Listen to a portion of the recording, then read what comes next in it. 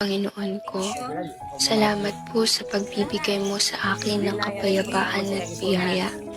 Panginoon, naway samahan mo po akong lumakad, gabayan ako sa lahat ng katotohanan, at bigyan mo po ako ng lakas sa aking kahinaan, pag-asa sa aking pagkabigo, at kagalakan sa aking pasakit. Ano man ang mangyari sa buhay, mangyaring hayaan akong maunawaan ang iyong mga intensyon sa likod nito. Hindi sisihin o mamaliing intindihin ka at maniwala na dapat mayroong iyong perpektong plano sa likod nito. Ngayong araw, nais kong hanapin ang iyong mukha sa aking buhay at magsalita at kumilos ayon sa iyong kalooban upang luwalhatiin ang iyong pangalan.